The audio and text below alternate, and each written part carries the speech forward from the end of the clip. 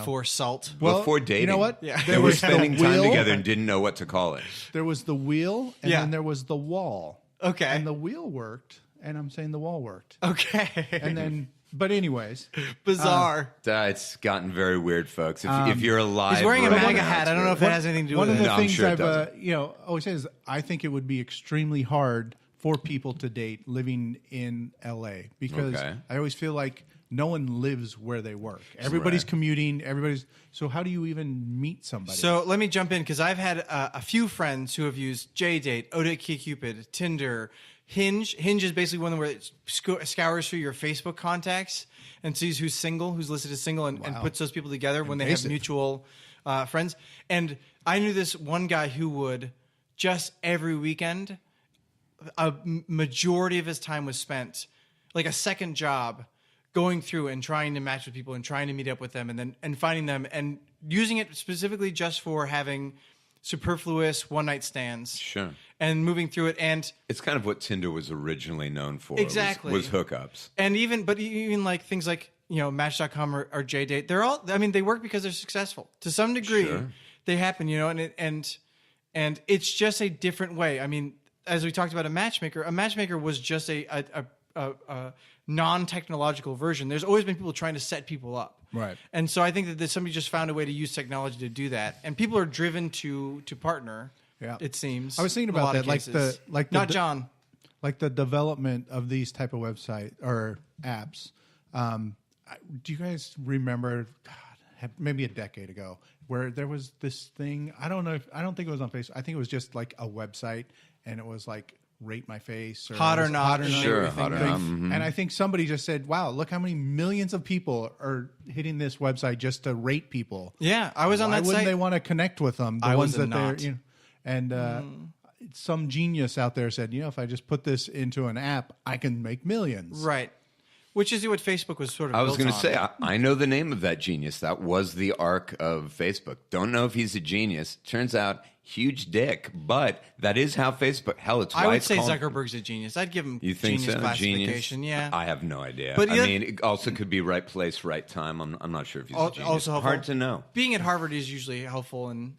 But anyway. Not at Harvard, let's right? Was bring it it back. Harvard or Stanford? Was it Harvard? Harvard, because he was Okay. East Coast. Bring it back to Nicole Byer. One of the things that's interesting is that the first few No, I episodes... definitely don't want to get back to the question you guys asked me 14 minutes ago. For our listeners who wonder, Doug and Brandon so frequently share personal stories, and John never does. Do you guys remember the question you asked me or the story I began to tell? The story you began to tell was... I don't remember. Okay. It was And- about the young woman you were dating. And there 2012. you go. And listen to the way Doug's Dating saying, a like, young woman. oh, I guess 13 minutes ago, that question we asked, we'll go back to it. Oh, guys, it's fine. I think Nicole Byer has far more interesting experiences with Bumble. Did you find any of the people who contact her and then disappear, and people who make dates and then disappear, and people say, I really want to see you, let's do this, and disappear, to be strange? Were you like, I think that's probably how this frequently goes on these dating apps? I have an excellent answer to that, but I just can't move on without knowing the end of your story. Oh, Doug, you're such a sweetheart. Well, it's similar to what young Nicole discussed. When I began dating this young lady, 2 or 3 dates in, when I thought it was the right time to ask, because I had never been on dating sites, and I knew she had done it for about a year. We assume unsuccessfully. I mean, not that there weren't maybe some small successes and some dating, but the fact that she was available for me to have met her in the real world and date her, figured something didn't work out. So second or third date, I start asking, so what's this process like? What does it look like? And almost every story was connecting with someone, them chatting with her, usually direct message, maybe eventually asking for a phone number, and then the guy disappearing. Oh, okay. Asking for a date, and then disappearing. And I was like, this cannot be normal. Like, none of this makes sense to me. I've Right. never been on a site like this or an app like this. But if I were, my only goal would be to meet in the real world, to have drinks or coffee or dinner or whatever. I mean, what else could possibly be the end goal of this? Of course, my thinking may have been wrong there. For a lot of people, it may just be, oh, that person was interested in me. That's a little serotonin bump. Now the next one and the next one. They may even have anxieties about meeting people in the real world. And I think that's a big part of it. And about 2 years into the relationship, now we're in this consistent one. We're at a pool party with all these young girl. She taught a dance class where there were lots of young women. Right.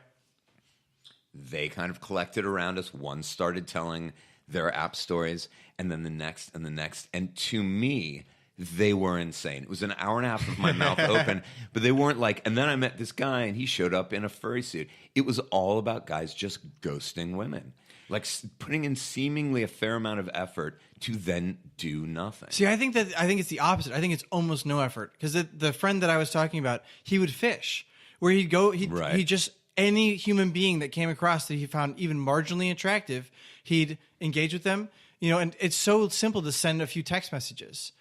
But the thing was, he'd have 4 or 5 on a Friday night, and he'd go, "This is the one that I actually want," and the 3 or 4 others would just be he'd cast off, and he'd just go, "This is the one that I'm actually going to put all of my effort into." Right. And so it's conceivable that because of the way that the apps are built, it's super simple to Right. just throw your energy at one thing, and be you can be a they're great fisherman. double, triple booking themselves, Yeah. so that way they end up So at least many with fish, one. exactly. one day. And then you go, okay, I'm gonna. This one actually seems like it's on the line. I'm gonna reel Right. this one in and throw these ones back to Sure. the ocean. And I agree. It's as low a effort as you're going to get. It's not getting dressed Right. up and going to a club. At the same time, it's still time and effort.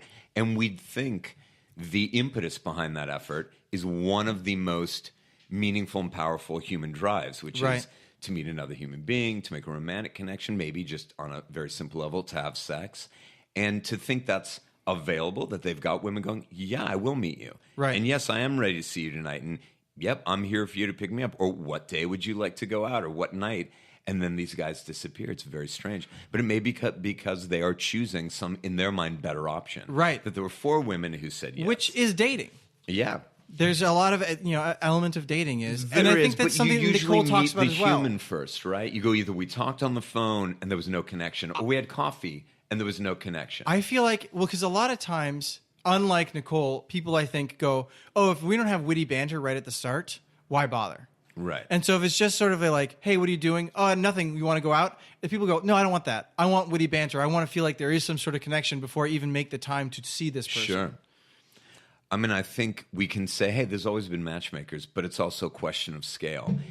Right. If I were to say, what number do either of you think the global population at any given time, what number of people were using the services of a matchmaker at any given time prior to the digital age? Probably we'll say? really low, especially but you're in a village, Right. You weren't in Los Angeles. We have And it was 15 also million easy- people and absolutely. 50 miles. So the need is there, but the idea that, well, we've always had matchmaking was probably 0.0001%. Yeah. And now we have 500 million, 200 million people globally Right. using to some extent these apps. So it really has changed things. And again, there's a lot of non-human interaction decision making before that final decision. Right. And it's split up into Grindr, which is only for gays, and it's split up to, farmersonly.com or whatever. Absolutely. Where you just get those or really Christian singles Yeah. or whatever, yeah. I imagine they're the same thing. There's got to be a lot of overlap between Christian singles and farmers, right? I'm assuming their Venn diagrams are almost just a circle. Probably the same company, just throwing all these people in the same, barrel. Right. Now, Corn Doug, silo. we're dealing with a lot of women talking frankly about being women. Was there anything that you heard and thought, I didn't even know this, or that's something I never thought about, that was a concern or interest or worry?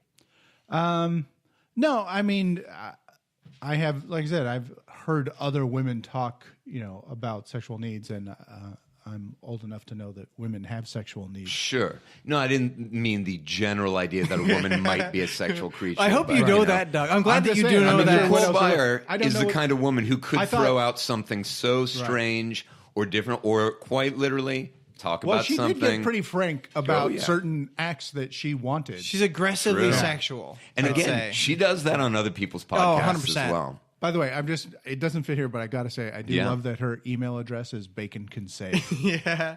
She said she throws it out a couple times as bacon say. I want to email her just because I want to email You her. 100% should, and we'll do a follow-up where we read her response, if any. We have to figure out what to write to her. Right. But the thing that was interesting to me, and I want to hear about what you think about this, is that going to the strip clubs, Yep. the way that Fran and Nicole talked about how guys go because they want to get horny, because they want to have some experience where it makes them sexually charged, and that women don't, in their opinion, women don't have that same kind of Right. sexual experience, was actually really surprising to me. How people feel about strip clubs, where like men going to a strip club, it can feel funny like, haha, we're going to a strip club.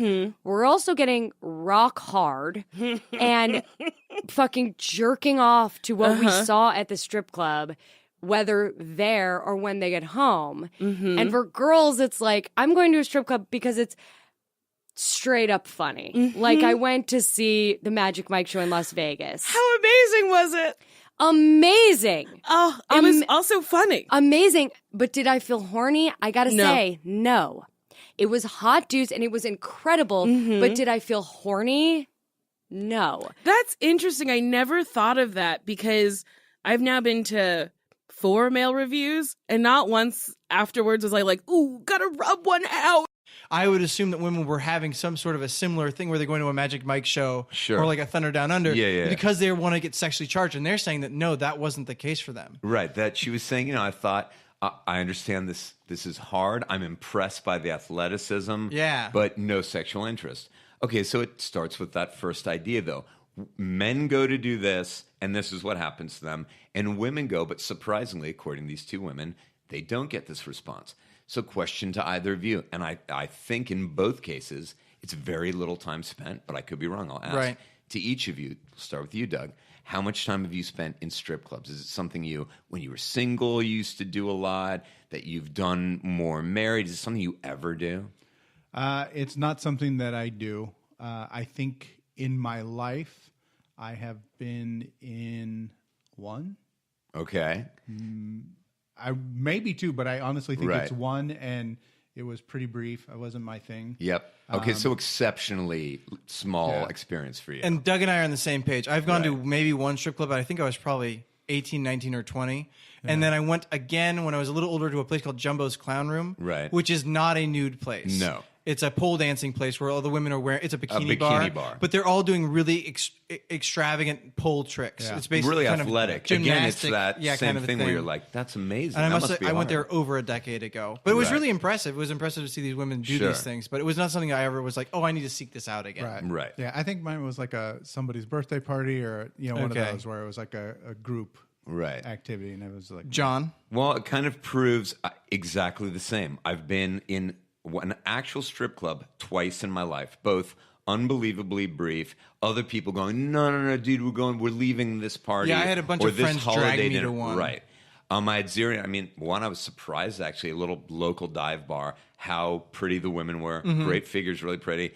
But just looking around, like the guys around me, the weird, leering dudes with their beards.